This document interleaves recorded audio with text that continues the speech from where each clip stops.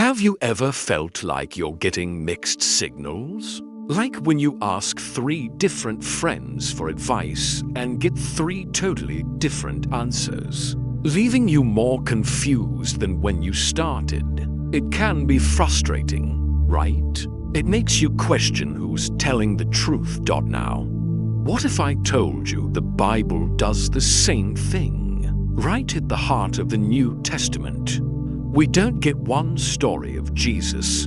We get 4. Matthew, Mark, Luke, and John. And they don't always line up perfectly. One says this, another says that. Some include stories the others leave out entirely. For centuries, skeptics have pointed to these differences as proof that the Bible is full of contradictions, that it can't be trusted. Maybe you've even wondered about it yourself. You've read a story in Matthew and then a similar one in Luke and thought, wait a minute, which one is it? It's a question that can shake your faith to its core. But what if those differences, those supposed contradictions, aren't a weakness? What if they are, in fact, the Bible's greatest strength? What if they're a divinely inspired strategy to reveal a picture of Jesus so complete, so multidimensional, that one single account could never possibly contain it? By the end of this video, you will no longer see the 4 Gospels as a problem to be solved, but as a 4-part masterpiece to be treasured. You'll understand exactly why God gave us 4 stories, and it will radically change the way you read your Bible and see Jesus forever. I'm your host, and this is Holy Heat Daily, where we bring theological fire to your daily life. Let's travel back in time. The 1st century, the decades following Jesus' resurrection. The world is a chaotic, sprawling, and diverse place, dominated by the iron fist of the Roman Empire. There's no internet, no printing press, no unified global language outside the corridors of power. Information travels slowly, person to person, story by story. In Jerusalem, a devout Jewish community is wrestling with a shocking reality. Their long-awaited Messiah came, but he was crucified like a common criminal. They pore over the ancient scrolls of Isaiah, Jeremiah, and the Psalms, trying to connect the dots. How does this Jesus fit with the prophecies? They need a gospel that speaks their language, that honors their heritage, and that proves, from their own scriptures, that Jesus of Nazareth is the promised king, the new Moses, the fulfillment of everything they have ever hoped for. Meanwhile, in the bustling streets of Rome, the center of power and pragmatism, a different mindset prevails. Romans are men and women of action, order, and authority. They don't have time for long-winded genealogies or deep theological debates. They want to know, is this Jesus powerful? Is he a man of decisive action? Is his kingdom stronger than Caesar's? They need a gospel that is fast-paced, direct, and demonstrates his authority over sickness, demons, and even death itself. Then you have the Greeks, scattered throughout cities like Corinth and Ephesus.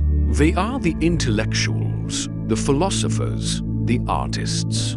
They value reason, beauty, and the pursuit of human perfection. To them, a simple story of a miracle worker isn't enough. They want to know, is this Jesus the perfect man? Does his life embody the highest virtues? Is his teaching the ultimate wisdom? They need a gospel that is orderly, detailed, and presents Jesus as the pinnacle of humanity, a savior for all people, not just the Jews. The stakes for these early Christians were immense. If they couldn't communicate the story of Jesus in a way that resonated with these vastly different cultures. The most important message in human history could be lost, dismissed as a fringe Jewish sect. The gospel had to be translated, not just in language, but in culture and worldview. So what do we usually hear in Sunday school? We're often taught that Matthew, Mark, Luke, and John are just for guys who wrote down what they remembered about Jesus. We harmonize their stories, smoothing over the differences to create one simple, clean narrative. We treat them like for witnesses in a courtroom who all saw the exact same thing from slightly different angles. But this view, while well-intentioned, is incredibly limiting. It actually robs the Gospels of their unique power and genius. For example, why does Matthew's Gospel start with a long, and let's be honest, kind of boring, genealogy tracing Jesus all the way back to Abraham? And why does Luke's genealogy go all the way back to Adam? Mark doesn't even have one. And John starts in the ethereal realms of eternity. Within the beginning was the Word. If they were all just writing down what happened, wouldn't they all start in the same place? The traditional view makes these differences seem like mistakes or unimportant details. But the real view, the one that understands the original audience, shows us its intentional brilliance. Matthew is writing to a Jewish audience. For them, proving Jesus' lineage from David and Abraham wasn't just a detail. It was everything. It was the credential that proved he was the legitimate Messiah King. Without that genealogy, a first-century Jew would have dismissed the rest of the book. Matthew was answering their first and most important question. Is he one of us? Is he the one the prophets spoke of? The traditional, harmonized view misses this. It doesn't help us appreciate the strategic, targeted nature of God's word. The real view shows us that God isn't just speaking. He's speaking to someone. He meets people where they are, in their culture, and answers the questions their hearts are asking. This brings us to the theological twist, the beautiful masterstroke of God's design. This isn't just about good communication strategy. It's a profound revelation of the person of Jesus himself. Think of it like this. Imagine trying to capture a magnificent diamond. If you only take one photograph from one angle, you might see its brilliance, but you'll miss its depth, its facets, the way the light plays through it from different sides. To truly appreciate the diamond, you need multiple shots from multiple angles. This is what God has given us in the four Gospels. Matthew presents the photo of Jesus as the Messiah King, the Lion of Judah. He shows us the royalty, the authority, the fulfillment of prophecy. He's writing to the Jews, showing them their king has come. Mark gives us the fast-paced action shot. Jesus, the suffering servant, the powerful Son of God who is constantly on the move, serving, healing, and conquering. This was for the Romans a picture of power in action. Luke provides the beautifully composed portrait.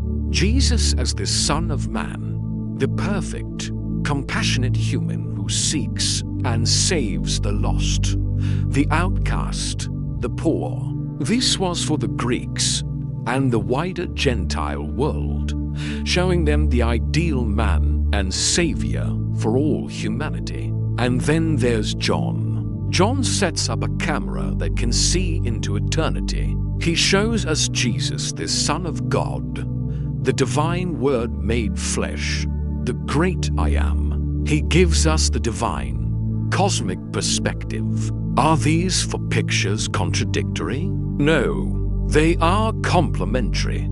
They are for dimensions of one person A person so magnificent, so complex, so divine and so human, that no single author could ever capture his fullness. You need the lion, the servant, the man, and the God to even begin to understand who Jesus is. It's not for contradictory reports. It's one four-dimensional portrait. So, what does this mean for you, sitting here today, trying to follow Jesus in the 21st century? This isn't just an interesting Bible fact. This is the key to a deeper, more personal relationship with Christ. It's a fundamental shift in how we approach God. Here's how you can apply this today. First, identify your primary need right now. Are you feeling lost and directionless, needing a king to lead you? Read Matthew. Are you feeling weak and powerless, needing a powerful servant to fight for you? Dive into Mark. Are you feeling broken, lonely, and in need of a compassionate friend who understands your humanity? Let Luke's gospel wash over you. Or are you wrestling with deep spiritual questions, needing a fresh revelation of God's divinity and love? Spend time in John. Stop treating the Gospels like they're all the same flavor of ice cream. They are for distinct courses of a divine meal, designed to nourish different parts of your soul. Second, embrace the questions. When you see a difference between the Gospels, don't panic or try to explain it away. Ask why. Why did Mark include this detail, but Matthew left it out? What does this difference tell me about the specific portrait of Jesus that this author is painting? The problems become portals to deeper understanding. Third, worship the multifaceted Jesus. When you pray, thank Him not just for being your Savior, but for being your King, your servant, your perfect example, and your God. Acknowledge the different facets of His character. This will expand your view of who He is and what He can do in your life. You'll stop putting God in a box and start worshiping the gloriously complex person He truly is. In the end, the four Gospels teach us a powerful, liberating truth. God meets you exactly where you are, but He loves you too much to leave you there. He spoke to the Jew, the Roman, and the Greek in terms they would understand, and He does the same for you today. Through the different portraits of Jesus, He answers the specific questions of your heart, addresses your unique cultural moment, and meets your deepest personal needs. Your confusion is met by the King. Your weakness is met by the servant. Your brokenness is met by the perfect man. Your doubt is met by the Son of God. Let's pray. Father, thank You for the genius of Your word. Thank You for not giving us a one-dimensional Jesus, but a glorious, four-dimensional Savior. Forgive us for seeing the Gospels as a problem to be solved instead of a masterpiece to be explored. Open our eyes to see the face of Jesus in a fresh way through each unique story. Help us find the specific portrait of Christ we need for the season we are in today. Thank You for being a God who speaks our language. Amen. If this message helped you see the Bible in a new light, do me a favor and subscribe to Holy Heat Daily. And even more importantly, share this video with someone you know who has questions about the Bible or is struggling to connect with Jesus. You never know, it might be the exact angle of the story they need to hear. Thank you for watching.